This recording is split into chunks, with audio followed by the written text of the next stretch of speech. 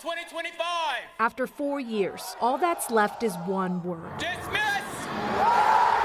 Graduating from the U.S. Air Force Academy is no easy feat. But for Hunter Marquez, exactly, the hardest part may be what comes next. Graduation was just a happy moment for me. This has been such a huge dream of mine, and I'm just left in the dust now. Marquez walked the stage last Thursday. Today, they should be preparing for their active duty assignment.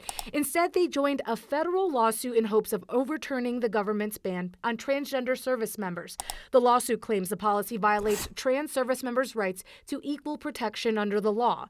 Marquez says they and 2 other transgender cadets were able to receive their diplomas on Thursday, but because of this policy change, they won't be commissioned as officers and can't go on to serve. I've gone through this for 4 years. I've met all the standards. I'm qualified for the job. So it really felt like a betrayal. The government has given all transgender service members until Friday to voluntarily separate from the military, leaving Marquez with a choice. My decision is to choose involuntary separation.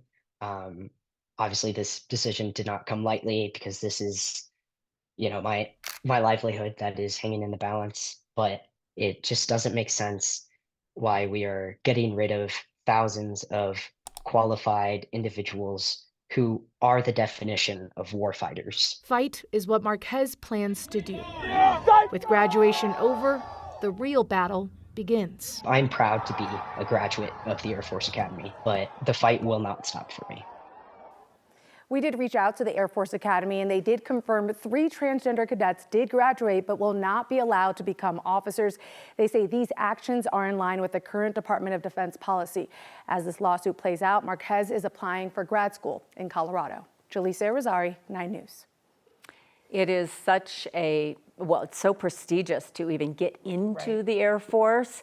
And then there was discussion, I know you brought this up last week, that potentially that is something they'd have to pay back for that education. Is that the case, Jaleesa? I can't believe that would happen. Yeah, I asked Hunter that very thing because, that's a lot of money that you would have to pay back if you're no longer allowed to serve. Marquez says that right now they do not have to pay that back. Okay. Well, we know you'll be following this. They're ready to serve. That's a tough one. It's really tough. Thank you.